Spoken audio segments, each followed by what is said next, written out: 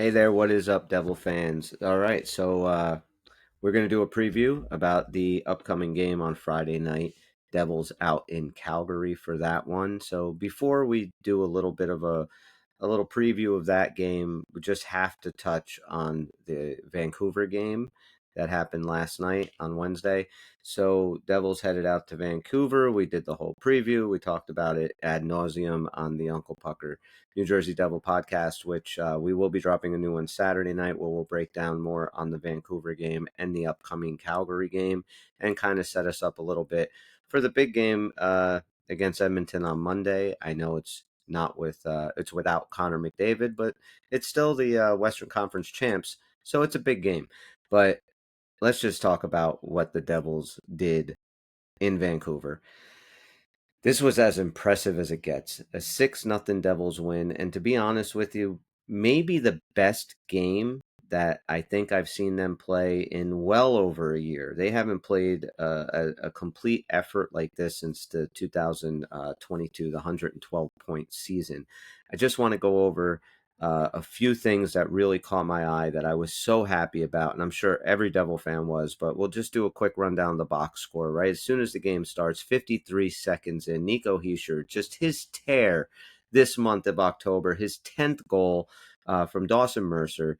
What a beautiful goal, right? Defenseman makes a mistake. Mercer gets the puck, starts heading down. Just a beautiful elevated pass right onto the stick of Nico Hischier. The captain doesn't miss. He just roofs this thing. It's 1-0, less than a minute in, and the Devils did not look back. Second period rolls around, and it's more fun for that line, right? How good has this Mercer, Hischier, Meyer line been? Oh my God, easy for me to say. So good that I can't even remember who the hell they are. A minute 35 in. So again, less than a minute into the first, Devils get on the board. A little over a minute and a half in the second. They strike again. Dawson Mercer, his third of the year, a shorthanded goal again from the captain, Nico Hischier. Another broken play from Vancouver. Nico Hischier down the right side takes the shot. Seelovs makes the save. The rebound, big juicy rebound, comes right out to Mercer. He makes no mistake about it, doesn't miss. Bangs that home for a 2-0 lead. And shortly after at 3:07, Timo Meier, I guess he felt a little left out. Well, my line mate got a goal. My center got a goal. It's time for me. Timo Meier, his fifth of the year, again from Nico Hischier. Just a beautiful goal. He had uh, Meier was playing defense. Timo came in, opened up his legs a little bit, and Timo just put this thing right between his legs, up over Seelov's shoulder. Beautiful goal. Now it's 3-0 Devils. They were cooking. 14:04. The man, Andre Palat, finally gets on the board. His first of the year from Dougie Hamilton and Jack Hughes. And now it's 4-0 New Jersey as we roll into the third. At 9:22, Jack strikes his fourth of the year on the power play, and that was from Stefan Neeson and Jesper Bratt. And at 14:06, to finish it all off, to finish out the 6-0 scoring barrage, was Tomas Tatar, who had missed a glorious opportunity earlier in the game. Finally does get on the board his second of the year, and that's from Nate Bastian and Justin Dowling. That fourth line really contributing here. They played some big minutes yesterday. I liked what I saw out of all three of these guys. Just goes to show how deep this New Jersey Devil team is, because if it's Curtis McDermott, if it's Bastian, if it's Dowling, if it's Lazar, just on that fourth line, they can rotate some guys in, and nobody seems to miss a beat, and everybody seems to bring a little bit of a different element, which I really like, because it does turn a little bit more into situational hockey. Who are you playing? How do they play? Okay, well, we can now tweak our lineup to what we think gives us the best chance to win against that type of opponent, which I think is something the Devils have sorely lacked over the last few years. The story: Jacob Markstrom played for Vancouver for 6, 7 years. He goes back home, 20 saves on 20 shots for his first shutout of the year. Devils second this year. Allen gave us one against Utah. Markstrom gives us one against Vancouver. Seelov's not so much. Now, I know that he has struggled this year, and I heard a lot of people, a lot of Vancouver people saying that Seelov shouldn't have been in that game. Their next opponent is the San Jose Sharks. Why did you not put, I think it's Lankinen in for the game against New Jersey? I don't know if that really would have mattered. You didn't score at all, so it's kind of hard to say you would have won the game with a different goalie. But Seelov struggled. He allowed 6 goals on 22 shots for a 7.27 save percentage. That's not good. But what were a few things that really did strike me in that game to get excited about? Devils special teams. They had 2 power plays. They scored on one. They scored a shorthanded goal, and they killed all their penalties. They were perfect on the penalty kill, 1 for 1 on the power play, and they added a shorty. That is just fantastic special teams all the way around. Um, we could start with Nico Heischer. I mean, he has just been on a tear in the month of October. I don't know if this thing's going to last, but it's been a hell of a lot of fun. 3 points last night again. He's just playing the type of hockey that we see Nico play pretty much for the last 2 or 3 years. But he's just not missing. I think he's shooting a lot more. That's kind of obvious, right? But he has everybody on that line playing so well. Um, they all got goals. They all ended up on the score sheet, and that's awesome. How about that Eric Holla Connor Clifton fight? So apparently Clifton was just busting his balls, pissing him off, and Holla had had enough. It was right after a face-off. They dropped the gloves, a little bit of a middleweight bout. But Eric Hollow took it to him. I mean, Hollow was throwing bombs, got him on the ground, and then afterwards there was a little bit of a scrum after that game, after the fight rather. They were kind of like locked up on the boards, and Hollow just threw his ass on the ground, kind of mushed him down into the ice. I mean, that's something that we haven't seen from Eric Holla a lot. What's he gonna, you know, what's he going to bring to this team that's going to separate him from any other run of the mill third line center? This year he has been separating himself. He's been playing very well offensively. His faceoffs are very good. Defensively, he's as solid as they come. And then, it's not just the big guys that can be dicks that sometimes deserve an ass whooping. Sometimes it's the smaller dudes. And when you have a guy like Holla who's willing to drop the gloves, I've never seen the guy drop the gloves before. And he was throwing bombs. I'm sure he's fought before. I just can't remember really seeing it. Um, Another thing about that game that I really, really liked, I know that Jack scored on the power play, but his line didn't get anything 5-on-5. But they were flying all over the place. Jesper Bratt and Jack Hughes, it was watching the first couple of periods, you're just sitting, they're going to score. It's only a matter of time. They didn't get on the board in that game, but they're really starting to find their rhythm. And Palat getting on the board, I think, is huge. And it's just for his confidence, just so he can kind of feel like, you know what, I can still do this. I'm playing with these young dudes. They're flying all over the place. How am I going to keep up? How am I going to add to this? What am I going to bring that's going to make this line better? Well, just getting in front of that net and crashing it and scoring that goal. That's how you do it. Because look, Jack is going to find Palat open. Bratt is going to make space. I mean, if you have Palat where he can now start making those net front a la Stefan Nason type plays, picking up some juicy rebounds, getting some goals, I think they'll come. Um, and like we talked about on the last show, right? Where else are you going to put him? He's on this team. He's not going anywhere. You got to put him up with Jack and Bratt. This guy is a winner.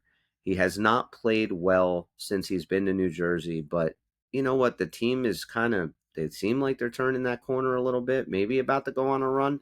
I don't know. String a few together. I think Palat can be pivotal. And if he stays on this team past the trade deadline, which I think he will, we're going to need him in the playoffs. So as long as Palat can stay healthy, get his confidence back, I think he can be good.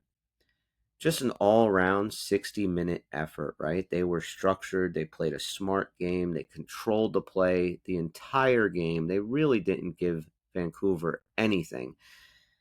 And Vancouver's a good team. I mean, the Canucks made the playoffs last year. They won a round. They took the Edmonton Oilers to 7. And I get it, they're starting goalies out, but to lose 6-0, that's pretty bad.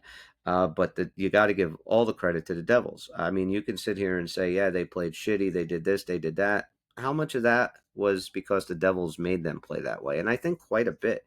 This was just a perfect game. So I'm not going to sit here and talk about any negatives. And there were some. I can go and crap on a couple of guys here and there for a few boneheaded plays, but there is absolutely no reason for that. This is how we want this team to play. They were strong defensively. They were playing a physical brand of hockey. They were scoring at will. I know not every game you're going to put up 6-0. I understand that, but this team right now has had zero problem scoring so far this year. So they are the absolute inverse of the New York Islanders right now. But man, if they can start locking things down and playing defensively really well, and you see it, right? Pesci's coming in; he's just a stud back there. Our blue line looks fantastic. Nothing that I can complain about that game. The only thing that I can complain about that game is if they turn around going into Calgary on Friday night and just play a garbage game. This is 2 in a row, though, guys, right? We got Anaheim on Monday where they played really, really well, and then they played even better against a better team in Vancouver. So, how are we going to play against Calgary? That's the question. The Calgary Flames, Friday night, the first of two meetings that we're going to have with them. This one is up in their barn, 9 p.m. Eastern Standard Time from the Scotiabank Saddle Dome. The Flames right now are 5-4-1. They're sitting on 11 points, and that's third in the Pacific Division. They're 18th in goals for with 30. They are 17th in goals against with 34. So they are sitting right now at a -4 goal differential. We'll juxtapose that to New Jersey, who is first in goals for with 50, 27th in goals against with 39, leaving the Devils with a +11 goal differential. And I think that's just going to keep on getting bigger when the goalies now are starting. I think they're going to start picking it up, playing the way that they can play, capable of playing that we need them to play, and our blue line is just going to get better as long as they stay healthy. This is fantastic. Calgary started the season absolutely red hot. So they opened up the season with a 6-5 overtime win against the Vancouver Canucks. Then they beat the Flyers 6-3. Then they beat the Oilers 4-1. Then they beat the Blackhawks 3-1. So they were 4-0 to start this season. Then things got a little bit shaky to kind of lead us to where we are now. Then they lost a game in overtime to Seattle 2-1, and they bounced back, right? So they were what, 4-0, and then they were 4-1, and then they came back. Well, that was 4-0-1, and then they came back and they got a shutout. I'm sorry, a shootout win against the Pittsburgher Penguins. I love Pittsburghers; they're delicious with cheese and onions, toasted bun. Fantastic. That was a 4-3 shootout win. And then they kind of fell on some hard times. They had lost 4-2 to Carolina. They lost 5. Oh, no, I'm sorry. They won 3-5 against, I don't even know.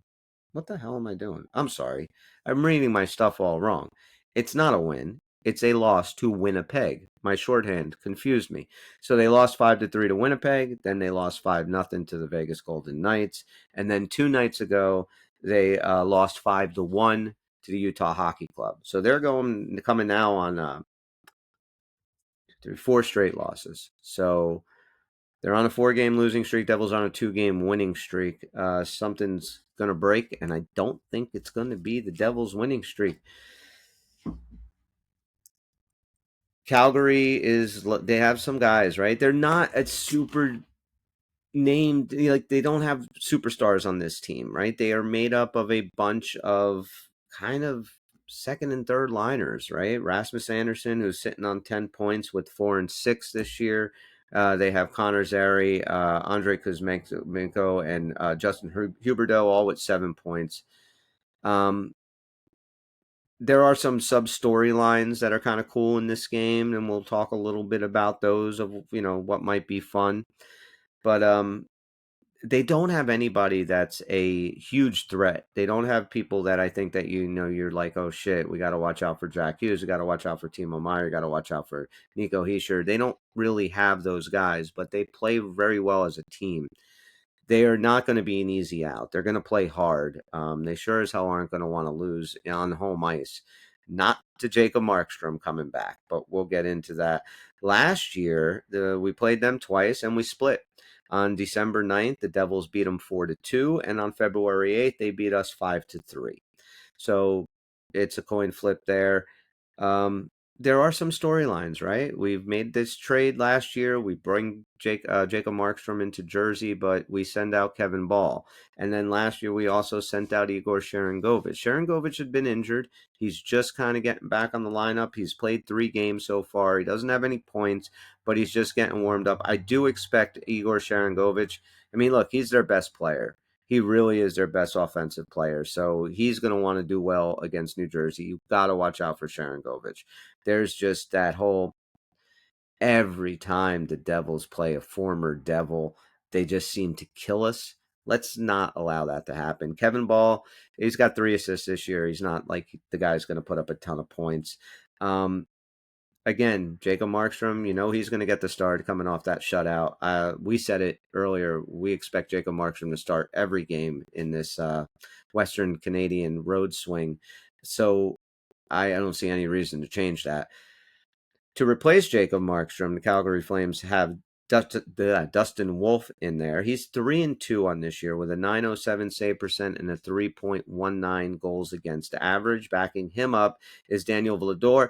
He's 2-2 with a .895 save percentage and a 3.18 goals against average. So they give up, no matter who's in net, a little bit over 3 goals a game.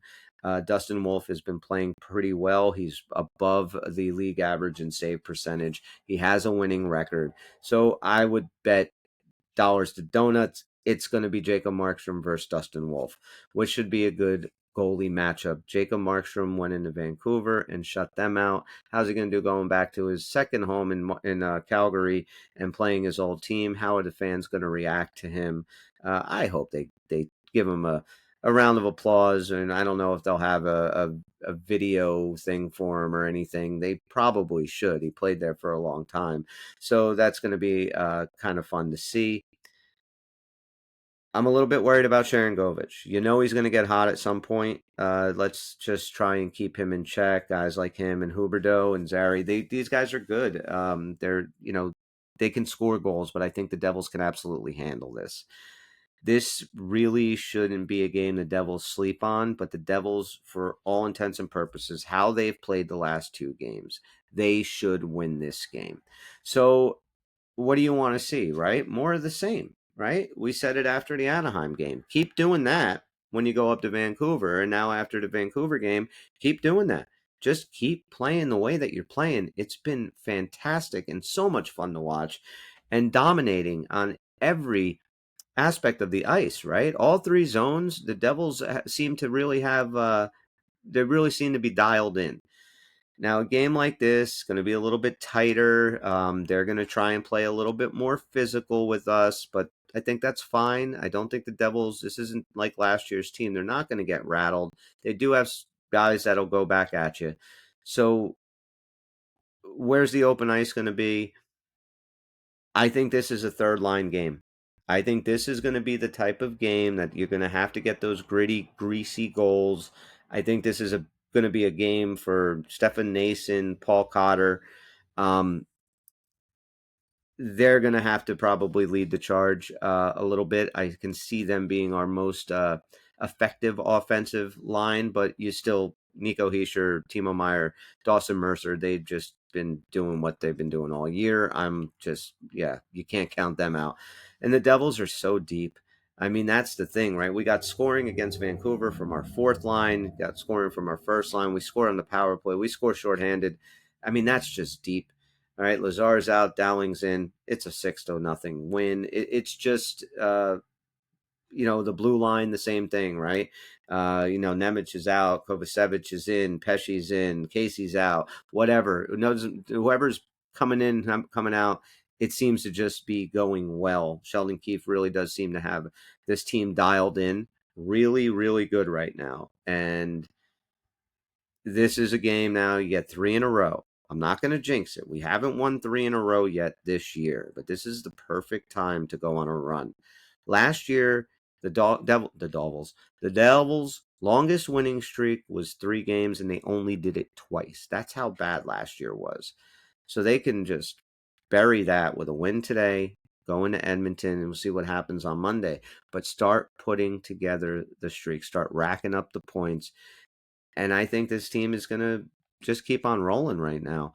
I just really, you know what? It's last year when we saw them play a good game, you kind of felt going into the next game that they were going to let you down. And a lot of times they did, because if you really think about it, they didn't play a ton of really good full 60-minute games last year.